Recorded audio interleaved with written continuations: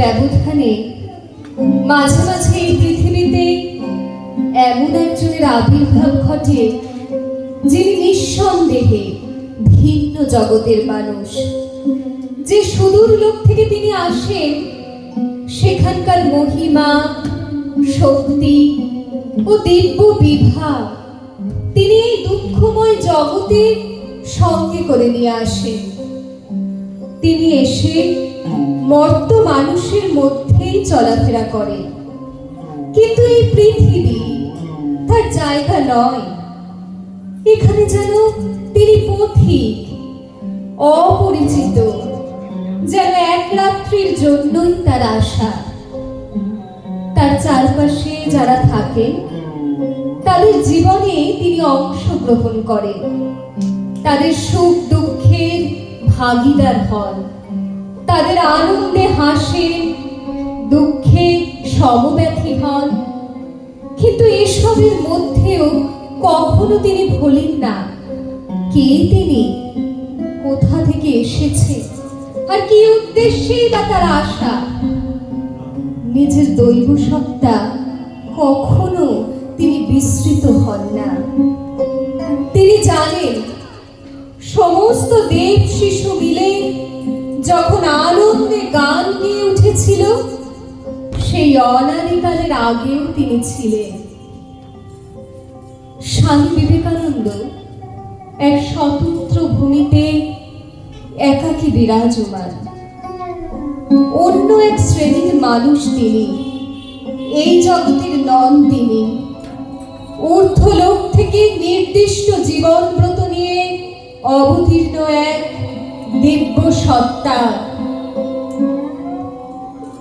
এরকম একজন মানুষকে ভারতবর্ষ দেখেছে, তার বাণী শুনেছে।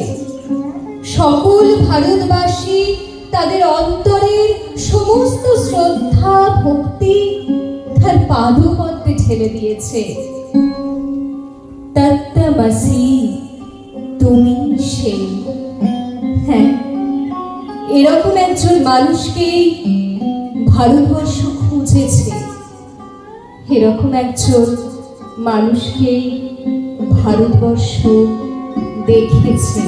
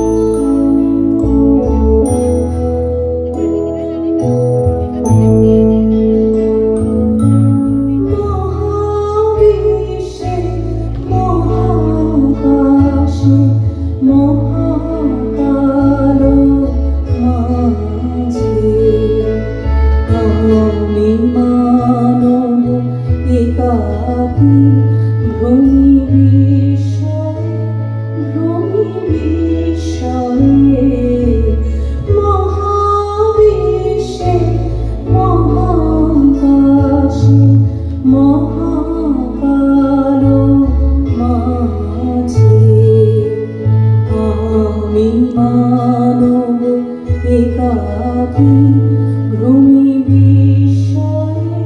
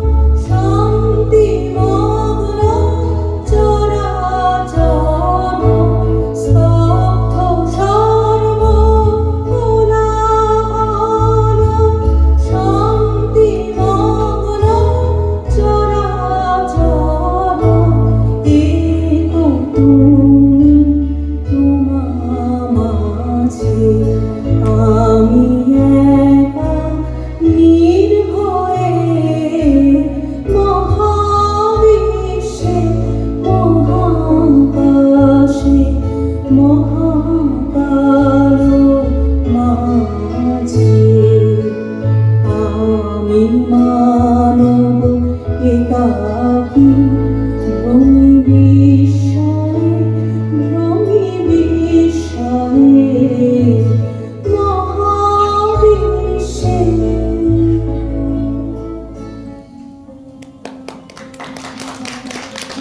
অন্তের কেন্দ্র থেকে জাগরিত সেই মহামানব পরিব্রাজক স্বামী বিবেকানন্দ বিশ্বের দরবার অতিক্রম করে পৌঁছেছেন ভারতবর্ষে।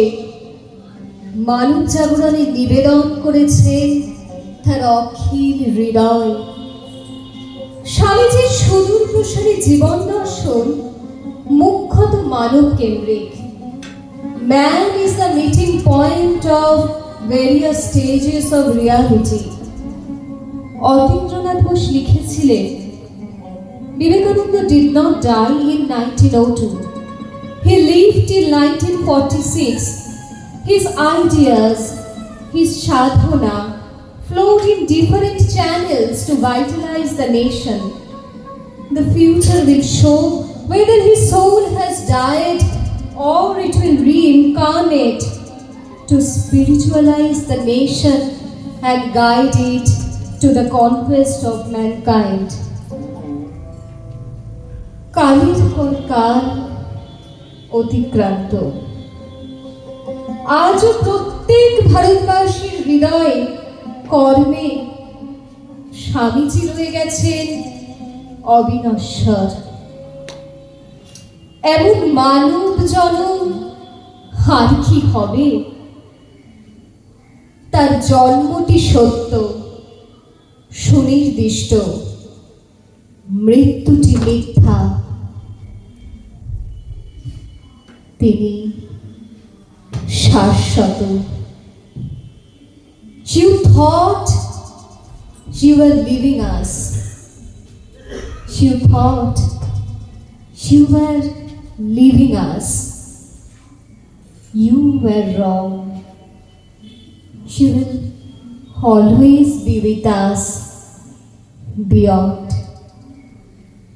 You will always be with us beyond.